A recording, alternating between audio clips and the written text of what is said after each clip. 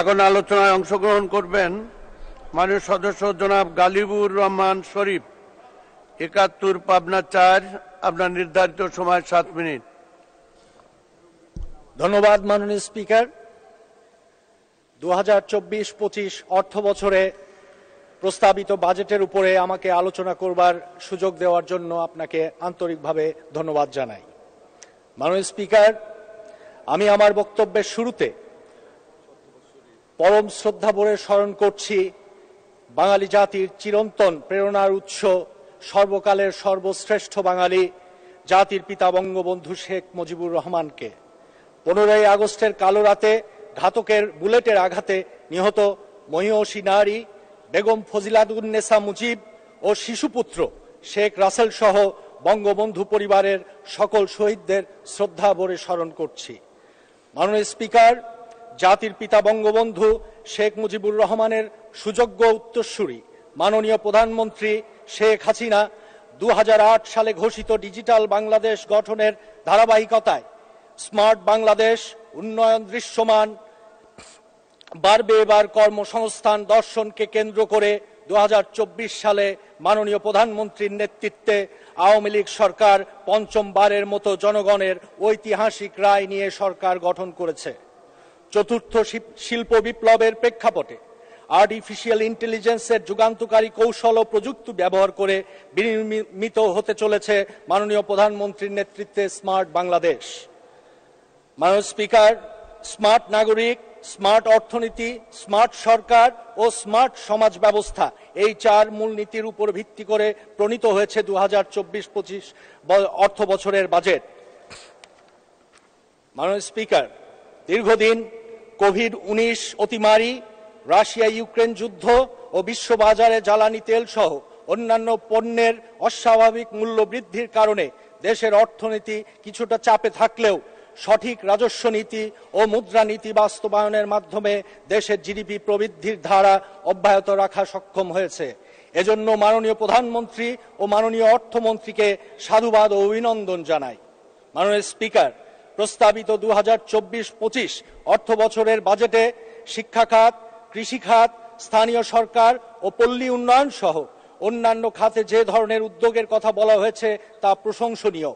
ভূমিহীন ও গৃহহীনদের জন্য মাননীয় প্রধানমন্ত্রীর নির্দেশনায় সরকার আবাসনের ব্যবস্থা করে দিচ্ছে, যা অতি দারিদ্রতা নিরসনে ব্যাপক ভূমিকা রাখছে। মাননীয় স্পিকার, বর্তমান সরকার উন্নয়ন দর্শন কিংবা রূপকল্প 2041 তথা স্মার্ট বাংলাদেশ বিনির্মাণ, যেখানে মাথাপিছু আয় হবে $12,500 মার্কিন, চরম দারিদ্র্যের হার নেমে আসবে শূন্যের কোঠায়, বাজেট ঘাটতি হবে 4 থেকে 5% মাঝে, ট্যাক্স জিডিপি অনুপাত হবে 20% উপর, কাঙ্ক্ষিত স্বপ্ন পূরণে অভ্যন্তরীণ সম্পদ সংগ্রহ তথা রাজস্ব আহরণের কোনো বিকল্প নেই। বর্তমান 2024-25 অর্থ বছরে অতি প্রয়োজন ছাড়া শুল্ক কর অব্যাহতি প্রদান না করবার যে সংস্কৃতি চালু করার ঘোষণা মাননীয় অর্থমন্ত্রী দিয়েছেন, সেটা একটি মাইল ফলক। এতে করে শুল্ক কর পরিশোধের একটি সংস্কৃতি তৈরি হবে এবং কর জিডিপি অনুপাত বাড়াতে নিঃসন্দেহে সহায়ক ভূমিকা পালন করবে।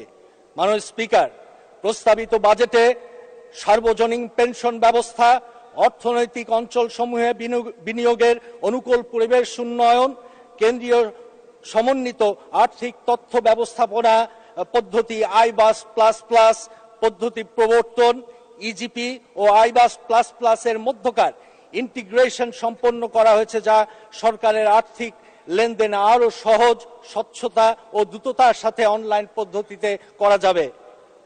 ভ্যাট আদায় প্রক্রিয়ায় অটোমেশন নিশ্চিত করা হয়েছে। এই সব যুগোপযোগী সংস্কার কার্যক্রম এলডিসি হতে উন্নয়নশীল দেশে গ্রাজুয়েশনের চ্যালেঞ্জ মোকাবেলায় অত্যন্ত যুগোপযোগী পদক্ষেপ হিসেবে বিবেচিত হবে। মাননীয় স্পিকার, অতি বিশ্বায়নের এই যুগে সবচেয়ে গুরুত্বপূর্ণ হলো অবাধ ও ন্যায়সঙ্গত ব্যবসা বাণিজ্য। এখানে দুটো গুরুত্বপূর্ণ বিষয় হলো ইজ অফ ডুইং বিজনেস এবং অন্যটি হলো কস্ট অফ ডুইং বিজনেস। সেখানে আমাদের অনেক কাজ করতে হবে।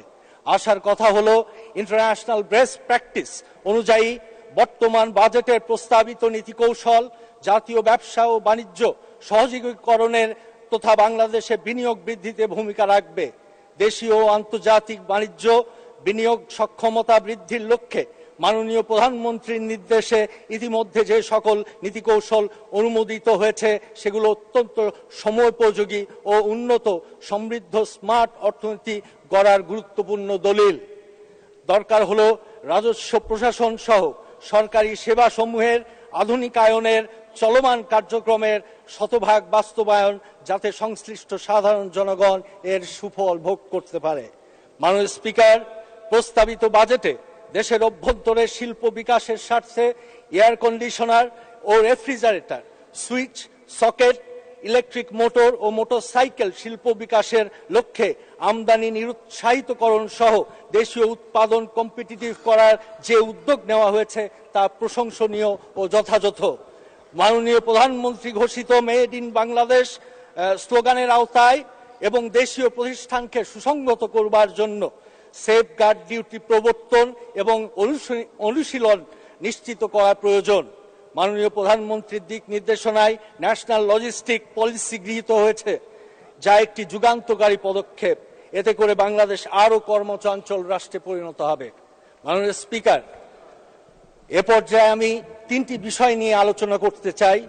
প্রথমত, প্রস্তাবিত বিভিন্ন ফলের জুস এর স্থানীয় উৎপাদন পর্যায়ে 15% যে ভ্যাট আরোপের প্রস্তাবনা পুনর্বিবেচনা করার জন্য মাননীয় অর্থমন্ত্রীর দৃষ্টি আকর্ষণ করছি। এ খাতে ভ্যাট বাড়ানো হলে স্থানীয়ভাবে ফলের জুস উৎপাদন নিরুৎসাহিত হবে এবং আমদানিকৃত বোতলজাত জুসের আমদানি আরও বৃদ্ধি পাবে, যা আমদানির ব্যয় বৃদ্ধি করবে। পরিশেষে স্থানীয় শিল্পের স্বার্থে পূর্বের 5% ভ্যাট বহাল রাখার প্রস্তাব করছি।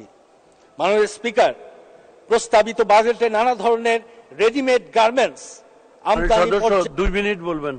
সম্পূরক, ধন্যবাদ মাননীয় স্পিকার, পর্যায়ে সম্পূরক শুল্ক হ্রাস ও অন্যান্য ক্ষেত্রে তা প্রত্যাহারের প্রস্তাব করা হয়েছে। আমি মনে করি এতে করে বিদেশি পোশাক আমদানি আরও উৎসাহিত হবে। দেশের অভ্যন্তরীণ চাহিদা মেটানোর জন্য স্থানীয় যে পোশাক শিল্প গড়ে উঠেছে তা ক্ষতিগ্রস্ত হবার সম্ভাবনা রয়েছে।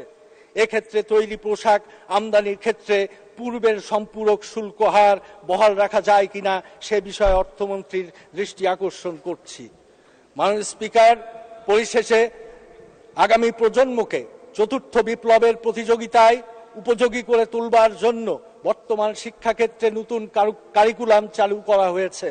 এর সফল বাস্তবায়নের জন্য প্রাথমিক এবং মাধ্যমিক বিদ্যালয়ে প্রয়োজনীয় শিক্ষক নিয়োগ, শিক্ষক প্রশিক্ষণ ও বিদ্যালয়গুলোতে শিক্ষা সরঞ্জাম সরবরাহের জন্য পর্যাপ্ত বরাদ্দ রাখার জন্য মাননীয় অর্থমন্ত্রীর দৃষ্টি আকর্ষণ করছি। মাননীয় স্পিকার, পরিশেষে আমি আমার নির্বাচনী আসনের দুটি বিষয় আমি উল্লেখ করতে চাই। একটি হলো আমার ঈশ্বরদী উপজেলায়, যে আমি ইতিমধ্যেই বলেছি যে এখানকার একটি আমাদের রেল গেট রয়েছে। এই রেল গেট দিয়ে ট্রেন যাতায়াতে মোট 34 বার গেট বন্ধ থাকে। 10-15 মিনিট রেল গেট বন্ধ থাকায় 6 ঘন্টা জনজীবন স্থবির হয়ে পড়ে।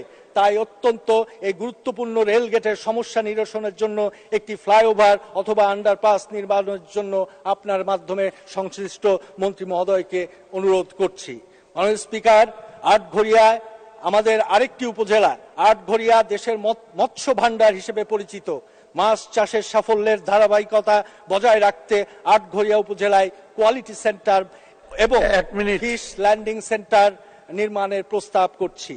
মাননীয় স্পিকার, পরিশেষে আমি একজন ভাষা সৈনিক ও বীর মুক্তিযোদ্ধার সন্তান হিসেবে দৃঢ় কণ্ঠে বলতে চাই, আমাদের মাননীয় প্রধানমন্ত্রী শেখ হাসিনার নেতৃত্বে 2041 সালের মধ্যে বাংলাদেশ একটি উন্নত ও স্মার্ট দেশে পরিণত হবে।